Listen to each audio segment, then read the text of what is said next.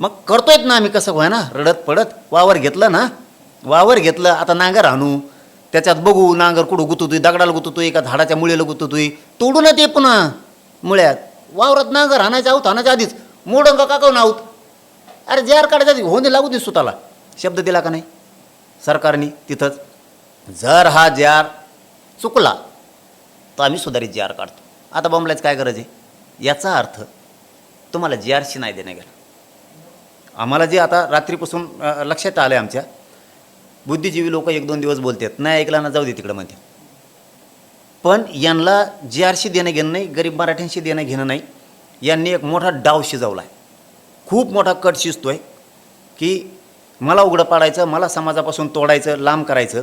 दुसरं की यांना कोणत्या तरी नेत्याची शबासकी मिळवायची, कोणत्या तरी यांना पाठ थोपटून घ्यायची, कोणाच तरी कामं पाहिजेत, कोणाला तरी यांना काहीतरी पाहिजे, ही उद्देश आहे. आणि यांचं सगळ्यात महत्त्वाचं गर्भ श्रीमंती, यांचा गर्व जागा झाला यांच्या श्रीमंतीचा, यांच्या टेटसचा, यांच्या प्रतिष्ठेचा. हे चाललं आहे मानासाठी, हे चाललं आहे फक्त प्रतिष्ठेसाठी, हे चाललं आहे त्यांच्या श्रेयासाठी, दुसरं काहीच नाही.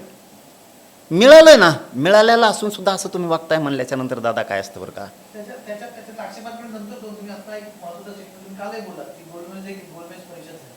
आता त्याच्यानंतर तुम्ही दुसऱ्यांदा म्हणजे कालही बोलला तर आता तुम्ही गोष्ट बोलता की डाव शिजतोय. तुम्ही वारंवार म्हणताय डाव शिजतोय. कोण शिजवतोय हा डाव? ओबीसीतले काही, आमच्यातले काही. त्याच्यात तर बरेचसे जण कुणबी प्रमाणपत्रवले पण आहेत. मला त्यांना नाव नाही ठेवायचं, फक्त स्पष्टपणानं एक सांगायचं आहे, खरं ते समाजापुढं मांडायचं आहे. माझ्या जी त्याच्या माध्यमातून माझ्या समाजाला मला स्पष्टपणाने एक गोष्ट सांगायची की का रात्रीपासून डाऊट यायला लागला. त्याचं कारण असं, तुम्ही 1-2 वेळेस बोलू शकता, सभ्य हुशार बुद्धिजीवी माणूस सांगू शकतो, येऊन सांगू शकतो, समाजाला तुमचं ज्ञान देऊ शकतो. पण तुम्ही वारंवार सातत्यानं तेच म्हणताय, चुकला चुकला चुकला, याने काही होणार नाही. तुम्हाला सांगितलं चर्चेला या विखे पाटील साहेबांनी, दुसरं सांगितलं तुम्ही सांगा आपण सुधारित जे आर काढू, तरी बोलता. याचा अर्थ काय, आम्हाला तरी टार्गेट करताय तुम्ही. त्याचा अर्थ काय होतो की तुम्हाला जे आरशी देणं घेणं नाही, त्यातून काय मिळणार याच्याशी देणं घेणं नाही, गरीब मराठ्याचं कल्याण होणार आहे याच्याशी देणं घेणं नाही.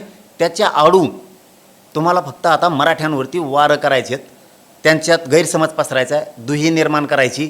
तुम्हाला फक्त सगळं हिसकटून लावायचं, काहीच करायचं नाही. तुम्हाला खरीच तळमळ असती मराठ्यांची तर तुम्ही बोलला असता.